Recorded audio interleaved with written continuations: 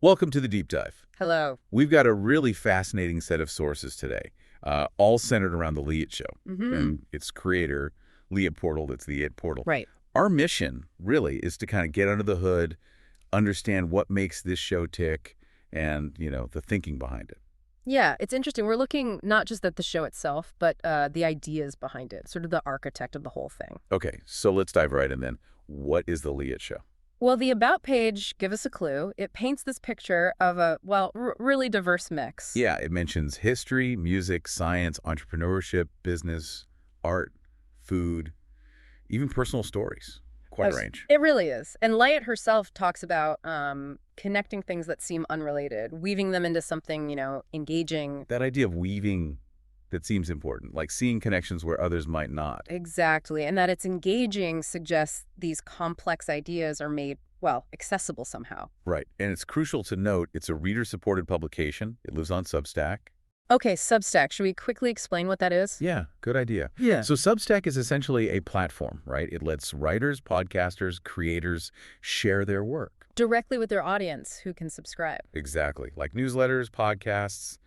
The Leah Show's archive, all its past stuff is there on Substack. So Substack is the sort of digital home for this show. Lets her share it directly with you, the listener. Right. And the structure's interesting, too. She mentions releasing sets of episodes. Yeah, theme sets over a few days. Yeah. But also standalone ones, too. Yeah. But what caught my eye was this idea that even with the sets, you can start right at the beginning and it flows. What was the phrase? Smoothly like music to your ears. Like music. That implies a certain harmony, even with all the different topics. And the tagline, a story unfolding across timelines. Which suggests maybe a nonlinear approach, connecting different times, different experiences. Could be. It definitely hints at something more than just a straightforward narrative. And it's not just on Substack, is it? No, good point. You can find it elsewhere, too.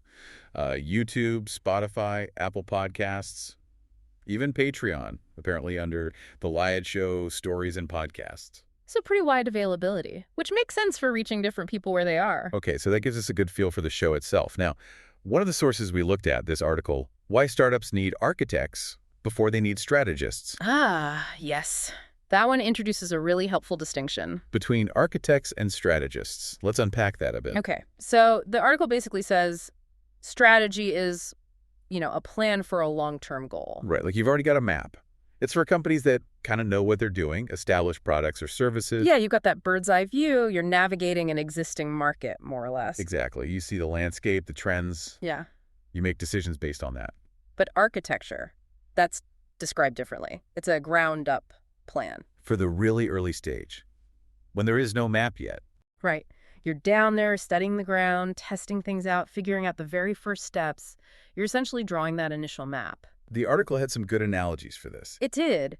Like, strategists play chess on a board that's already set. Whereas architects, they're the ones carving the board itself. Or strategists navigate a structure that exists. Architects create that structure. It's about creating something from, almost nothing. Strategists use the tools they have. Architects make the first tools, in a way. They shape the reality itself, while strategists shape movement within that reality. It's quite profound, really. It is, and it really clicks when you see Liat calls herself a business development architect. Yes. That framework suddenly makes that title make a lot more sense, especially for startups. The article even draws this interesting connection to her background. Her father was a building architect. Right, suggesting maybe she inherited that kind of builder's mindset, that comfort with, uncertainty and starting from scratch. Which contrasts with children of strategists, who might inherit skills for navigating systems that are already built. It's a fascinating idea, a sort of predisposition towards creating in unknown territory. And isn't that exactly what super early stage companies need? Well, yes. The article argues pretty strongly that to get to product market fit, making sure your product actually fits a real market, needs startups have to develop the market first. Which is the architect's job. Exploring challenging assumptions, finding paths others might not see. Developing those paths that might seem unconventional at first, but could become the main route. And Liat's approach seems to embody this. The source mentions she doesn't just focus on the startup's defined ideal customer profile, or ICP. No, she talks to a wider range of people, gets broader insights, tries to find those unexpected connections, Maybe entirely new markets. It's about, as the article says, listening differently and building what was missing. Like her father designing buildings maybe before the land was totally ready.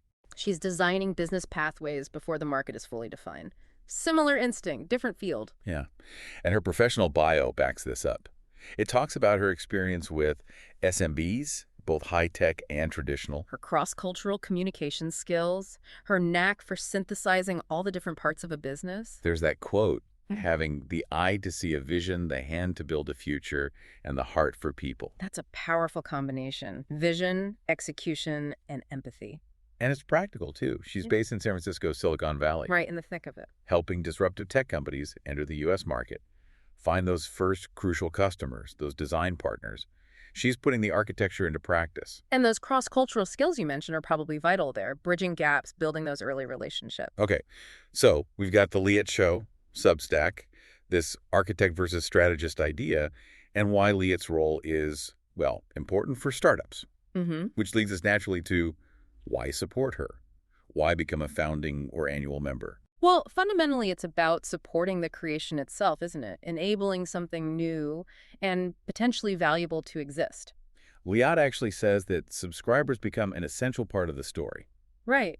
You're not just a passive listener. You're actively helping build it. And we have this other document, the Focused Call to Action, which lays out some compelling reasons. Yeah, it talks about her talent, the engaging stories, the anticipation for what's next.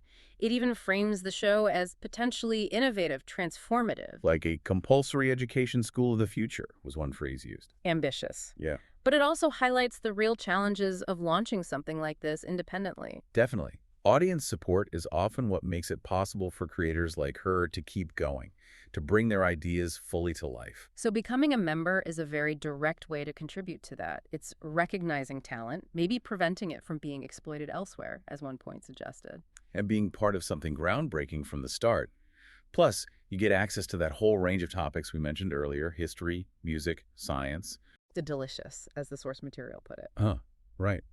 But what if you're interested, but maybe not quite ready to pay? The call to action mentions starting with a free subscription on Substack. That's an option. Good point. You can check it out first. And it says free subscribers get access to everything released so far. And you can always change your subscription later if you want to upgrade. No pressure. Exactly. It's a simple way in. And for anyone unfamiliar with Substack, just think of it like a platform where you follow individual creators you like. Yeah, you subscribe to their newsletters or podcasts, building your own kind of personalized feed. It's pretty straightforward. So if this deep dive has piqued your interest, the next step really is to check out the Liat Show for yourself. We definitely encourage you to subscribe on Substack. The options are $8 a month or $88 for the year. And kind of a timely note, her birthday is May 8th. So subscribing could be a nice way to show some support around then. Good timing. And remember, it's not just Substack, Spotify, Apple Podcasts, YouTube, Patreon. Please do follow the show on whichever platform you use. It genuinely helps. It really does. Those follows, the ratings, they help other people discover the show. Now, shifting gears, slightly something exciting coming up. Oh, yeah. For anyone in or near San Francisco, Liat's planning a live pitch event. Oh, interesting. If you think you might want to attend, the suggestion is to leave a comment where you're listening to this deep dive. Let them know you're interested. Okay, good to know. A live event. And speaking of reach, the show already has quite a global audience, doesn't it? It really does. The sources mentioned listeners from 87 countries. 87. Wow. And 34 U.S. states, too. Yeah, places like the UK, Israel, Canada, Australia, Germany, France, India. And within the U.S., California, New York, Massachusetts, Texas, loads of others. It's clearly resonating widely. Definitely. And if you want to find more content from the show? Simple search, right? The Liat Show podcast or Liat Portal podcast on Google or YouTube should do it.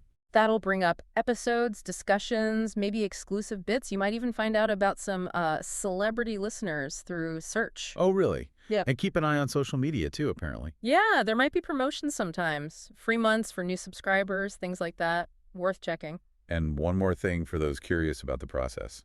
Yes. If you want to know how a show like this might be made, maybe using AI tools. You can search Notebook LM Liat Portal Podcast or Notebook LM The Liat Show. That should give some insights into the tools and workflow behind it. Okay, so let's sort of wrap this up. We've covered quite a bit. The show's unique blend of topics. Liat's role is this business development architect, especially for startups. And the reasons why supporting her work through membership is valuable. So here's a final thought to leave you with, building on that architect idea. Okay. How could you apply that mindset, building from the ground up, navigating uncertainty to something in your own life, your own interests, maybe challenges you're facing? What new maps could you start drawing? Exactly. Something to think about. Well, thank you for joining us on this deep dive into The Liat Show. Yeah, thanks for listening. We hope you found it interesting and useful.